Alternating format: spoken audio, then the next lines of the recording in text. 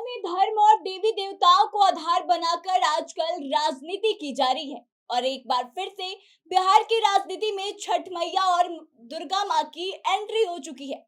दरअसल आपको बता दें कि अमित शाह बिहार आए थे और उन्होंने जनसभा को संबोधित करते हुए छठ मैया से बिहार के सीएम नीतीश कुमार को मुक्ति दिलाने की प्रार्थना की। और अब इसके बाद से जदयू ने इस पूरे मामले में दुर्गा माँ की एंट्री करा दी है। तो आइए आपको पूरा मामला बता देते हैं, लेकिन उससे पहले नमस्कार, आप देख रहे हैं द बिहार प्रोजेक्ट और मैं हूं आपके साथ आत्मजा। दरअसल आपको बता दें कि केंद्रीय गृह मंत्री अमित शाह मुजफ्फरपुर के दौरे पर थे और इस दौरान उन्होंने कई सारे मुद्दों को लेकर बिहार सरकार और नीतीश कुमार पर हमला बोला है। लेकिन इसी के क्रम में शाह ने मुजफ्फरपुर में जनसभा को संबोधित करने के दौरान छठ मैया से बिहार के सीएम यानी कि नीतीश कुमार को मुक्ति दिलाने की प्रार्थना की।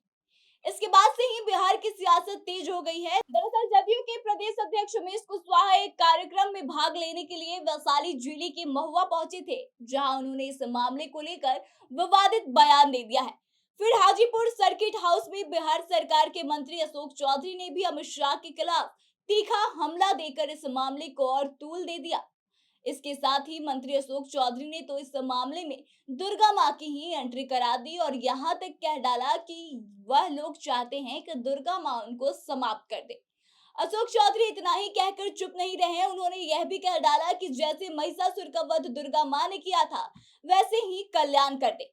अशोक चौधरी ने कहा कि बिहार में बीजेपी पार्टी काफी कमजोर हो चुकी है। बिहार में भारतीय जनता पार्टी का अस्तित्व अब पूरी तरह से समाप्त हो गया है, इसलिए उनको बार बार बिहार आना पड़ रहा है, यानी कि अमित शाह को बार बार बिहार आना पड़ रहा है। एक बार, दो बार, 5 बार, 7 बार नहीं, 50 से 100 बार भी आना पड़ेगा, तब एक दो सीट जाकर उनको मिलेगी। उनको अभी बहुत मेहनत करना पड़ेगा। वहीं इससे पहले जदयू के प्रदेश अध्यक्ष उमेश कुशवाहा ने कहा था कि अमित शाह ने बिहार की जनता के साथ छल करने का काम किया है, इसलिए जनता इस बार उनको सबक सिखाएगी। कार्यक्रम से बाहर निकलने के बाद उमेश कुशवाहा ने एक सवाल के जवाब में कहा कि अमित शाह के बिहार आ जाने से कोई प्रभाव नहीं पड़ने वाला। 2024 में जनता उनको सबक सिखाएगी। वह हताश और बेचैन है। इंडिया गठबंधन बनने के बाद से उनका पसीना आ रहा है, काहे उनको पसीना आ रहा है, काहे उनकी बेचैनी बढ़ गई है। तो आपको बता दें कि यह सारी बातें तो उमेश कुशवाहा ने कही। वहीं मंत्री अशोक चौधरी ने कई सारी बड़ी बातें कह डाली और उन्होंने कहा कि जैसे महिषासुर का वध मां दुर्गा ने किया था, वैसा ही इनके साथ भी हो।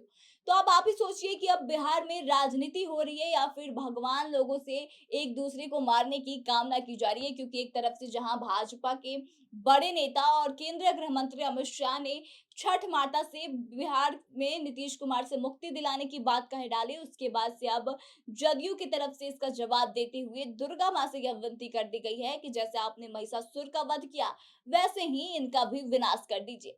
तो यह सारी चीजें जो बिहार की राजनीति में चल रही है, आप इस पर क्या कहना चाहते हैं, आपकी क्या विचार है? और जो वास्तविक मुद्दा है उससे हटकर इस तरह की बातें जो की जा रही है हमारे राजनेताओं की तरफ से, उसको लेकर के आपके क्या ओपिनियन है, आप हमें कमेंट करके जरूर बताएं। और आगे की तमाम जानकारियों के लिए बने रहे हमारे साथ, देखते रहे द बिहार प्रोजेक्ट।